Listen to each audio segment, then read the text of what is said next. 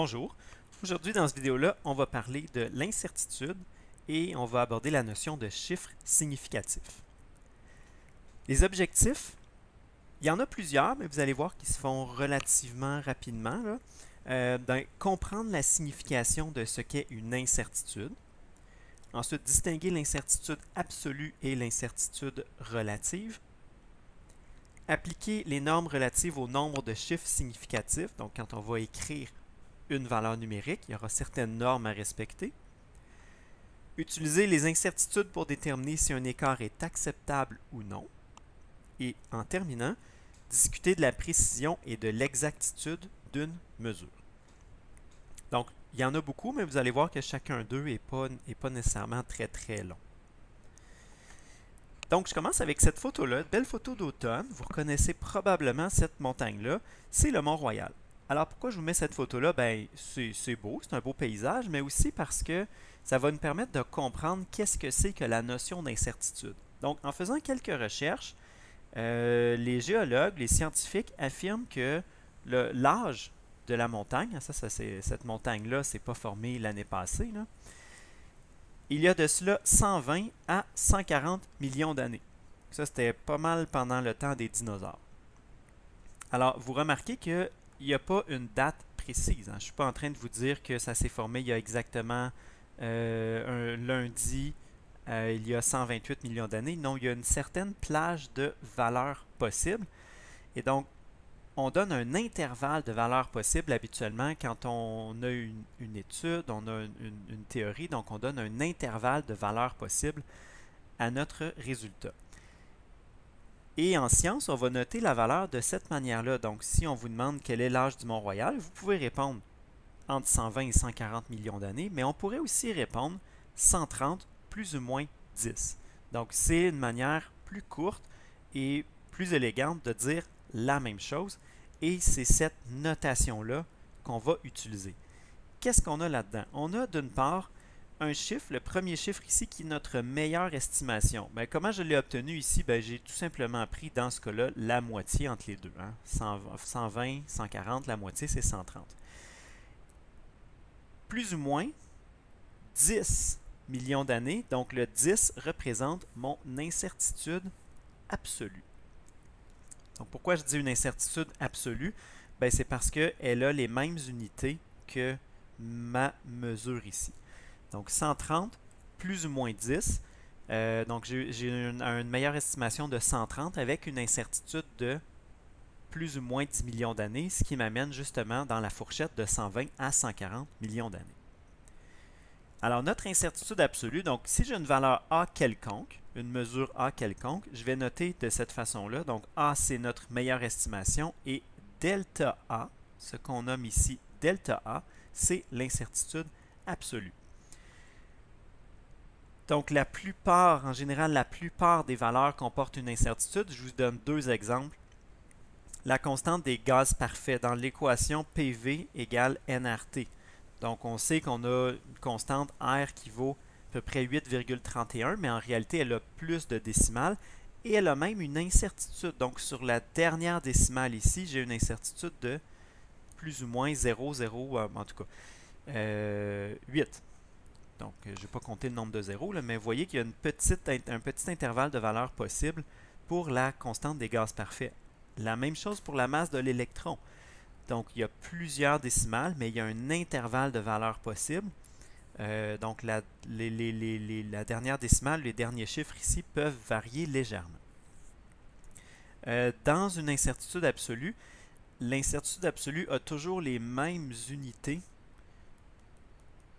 que la mesure. Donc, par exemple, la masse de l'électron ici, il manque une notation scientifique. Là. Il y a fois 10 à la moins 31 qui me manque ici. Désolé. Donc, ça a les mêmes unités que la mesure elle-même. Donc, c'est pas trop grave ici. C'est juste pour vous montrer un exemple là, que des constantes ont elles-mêmes en réalité là, un petit intervalle de valeurs possibles qu'on appelle l'incertitude. L'incertitude relative, quant à elle, donc Cette notation-là représente l'incertitude relative. Alors, c'est la lettre grecque delta, mais en minuscule. Ça ici. Delta A pourcentage, tout simplement, c'est la division ici, donc l'incertitude absolue divisée par la valeur. En général, qu'est-ce que ça va me donner? L'incertitude relative, si elle est petite, la valeur va être précise. Et si l'incertitude relative est grande, alors à ce moment-là, la valeur va être habituellement moins précise. Je vous donne un exemple. Soit deux mesures.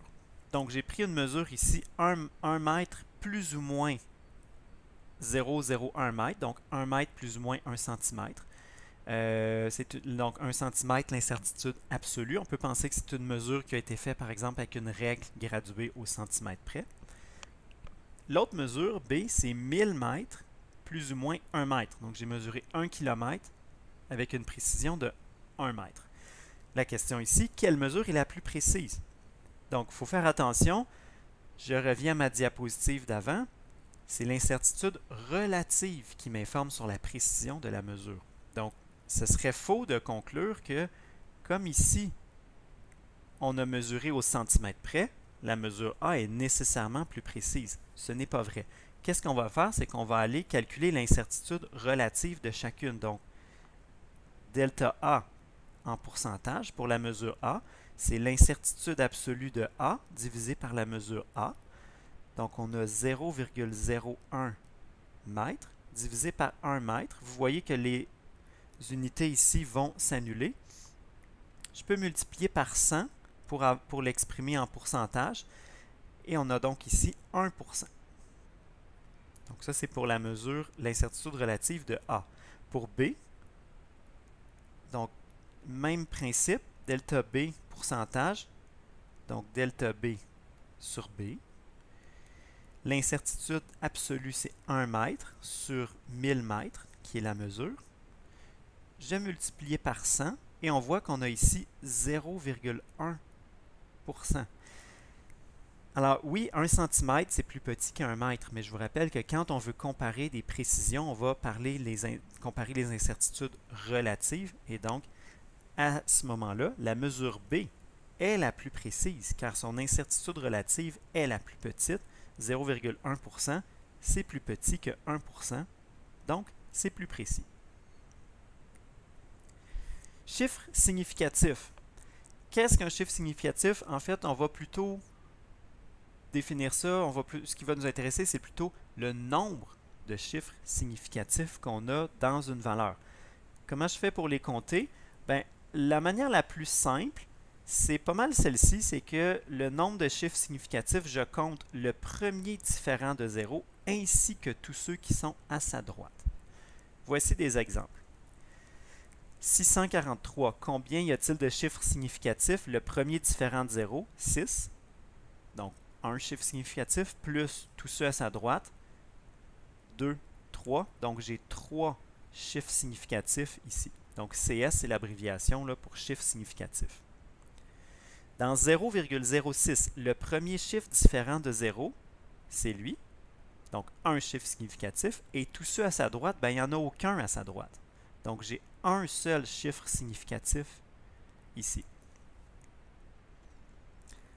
60,0, le premier différent de 0, celui-là, donc 1, chiffre significatif, plus tous ceux à sa droite, 2, 3. J'ai donc 3 chiffres significatifs. 10 001, le premier différent de 0, donc un chiffre significatif, plus tous ceux à sa droite. 2, 3, 4, 5. J'ai 5 chiffres significatifs. Et finalement, le premier différent de 0, donc 1. Et on continue. 2, 3, 4, 5, 6.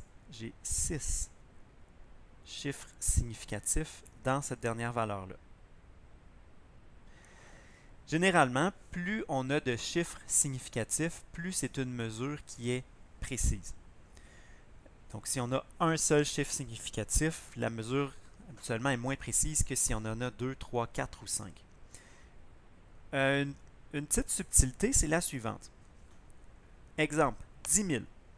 Combien j'ai de chiffres significatifs dans 10 000? Ici, il va falloir se fier au contexte. Si on dit qu'il y a 10 000 personnes dans une foule, par exemple une manifestation ou une fête après la Coupe Stanley des Canadiens en 2046, est-ce que c'est vraiment important qu'il y ait exactement 10 000 personnes dans la foule? Non. Donc, il y a peut-être 8 000 personnes, il y en a peut-être 12 000, ça n'a aucune importance. Le 10 000, c'est vraiment un ordre de grandeur qu'on a donné ici. Donc, à ce moment-là, dans ce contexte-là, on aura un seul chiffre significatif. Les zéros ne seront pas des chiffres significatifs parce que c'est vraiment une estimation d'un ordre de grandeur. Cependant, admettons que vous faites un spectacle et qu'il y a exactement 10 000 places assises dans votre salle. Est-ce que vous pouvez vendre plus de 10 000 billets? Non. Vous ne devez pas en vendre 10 001, sinon il y a une personne qui va être debout qui n'aura pas de siège. Donc, on ne veut pas ça. Alors, le nombre de billets que vous pouvez vendre, c'est exactement 10 000. Pas un de plus, pas un de moins, dans le contexte où vous voulez que chaque personne ait une place. Donc, les zéros qui sont là seront significatifs parce que c'est exactement 10 000 que je veux. On a donc ici 1, 2, 3, 4, 5 chiffres significatifs. Norme d'écriture des nombres. Alors, quand on veut écrire une valeur, on va devoir suivre ces deux étapes-là. La première, c'est que toute incertitude doit être avec seulement un chiffre significatif.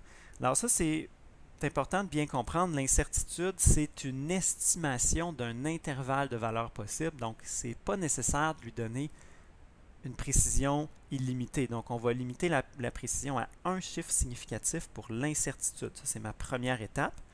Donc, première étape. Étape numéro 2, la mesure a le même nombre de décimales que l'incertitude. Je vais vous montrer quelques exemples. Premièrement, ici, 4,34 plus ou moins 0,1. Ma première étape, est-ce que mon incertitude a bel et bien un seul chiffre significatif? Oui, ça c'est bien. Deuxième étape, la mesure ici a le même nombre de décimales. Donc on voit qu'ici c'est au dixième. On va donc devoir arrondir cette mesure-là au dixième. Et on va avoir ici 4,3 plus ou moins 0,1. B, l'incertitude ici, on n'a pas du tout un seul chiffre significatif. Donc on peut commencer par ça dans notre réponse. On va devoir arrondir. Donc le 0,428 va devenir 0,04. Tout simplement. Et on arrondit au centième. On va donc devoir arrondir ici également au centième. Donc 6,8278 va devenir 6,83. Et pour terminer, le 143,239, comment je fais pour le ramener à un chiffre significatif? Bien, je l'arrondis. En fait, il va devenir plus ou moins 100. Là, vous allez me dire, oui, mais 100, j'ai deux chiffres significatifs là-dedans. Pas tout à fait, parce que, rappelons-nous le contexte, j'avais 143, je l'ai arrondi au centième près. Donc, les zéros ici là, ne sont pas à proprement parler significatifs. On va arrondir à la centaine. Donc, 1274,644 va devenir 1300. Donc, ça, c'est arrondi au centième. On pourrait aussi écrire, si vous voulez, 1,3 plus ou moins 0,1 fois 10 à la 3. Donc, de cette manière-là, on voit très bien que les zéros que j'avais mis ici ne se retrouvent pas après le 1. Donc, je n'écris pas ceci.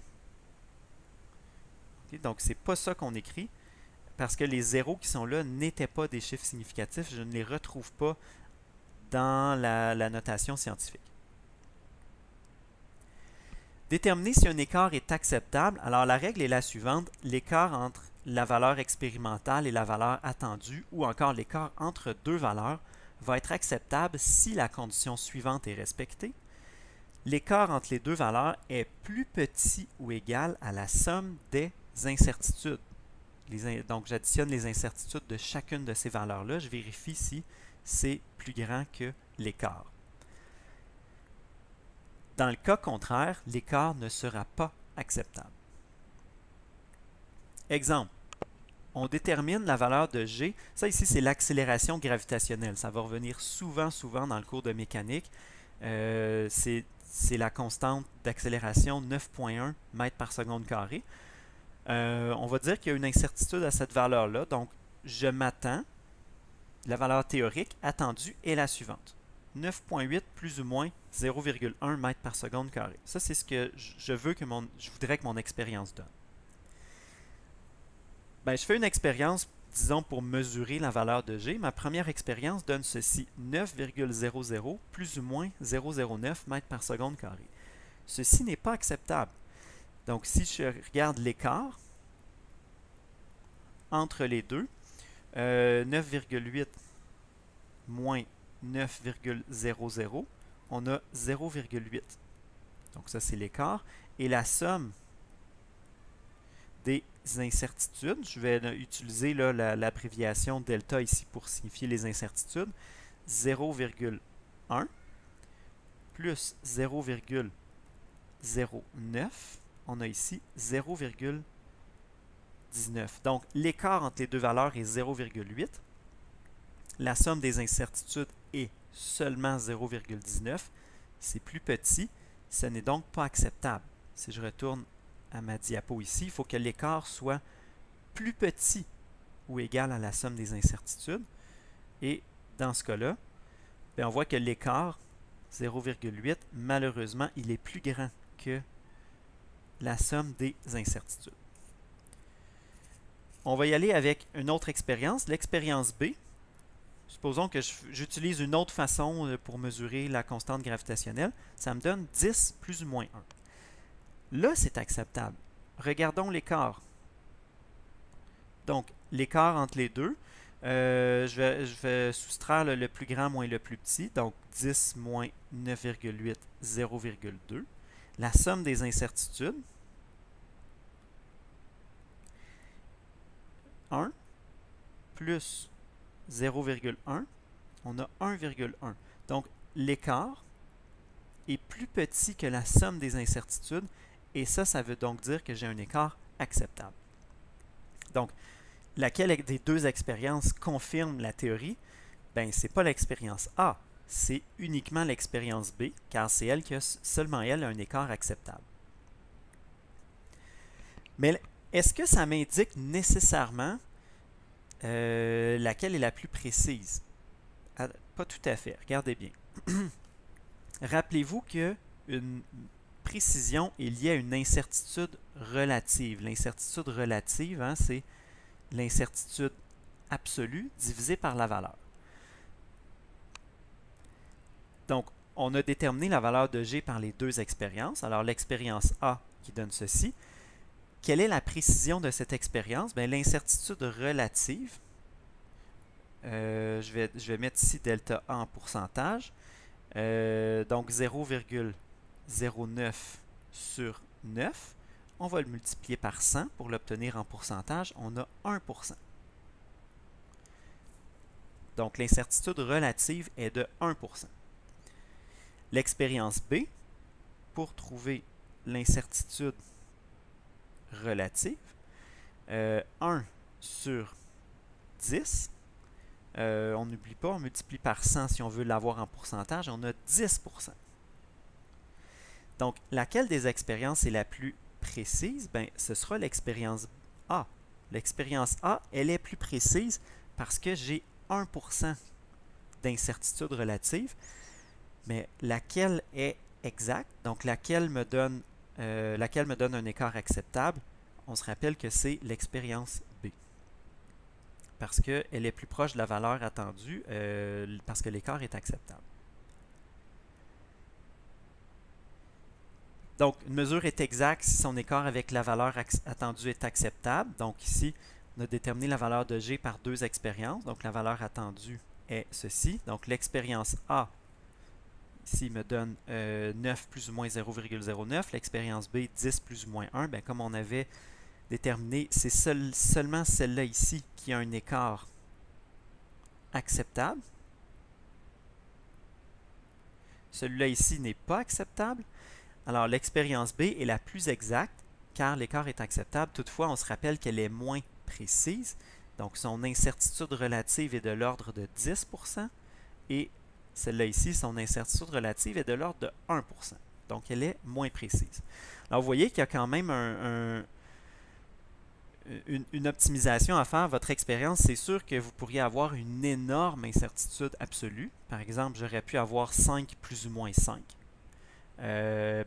L'écart aurait été acceptable. 5 plus ou moins 5, l'écart aurait été acceptable, mais elle aurait été vraiment très, très, très imprécise. Donc, une optimisation à faire là, entre une précision puis l'exactitude de l'expérience. Donc, c'est la fin de l'exposé. Merci.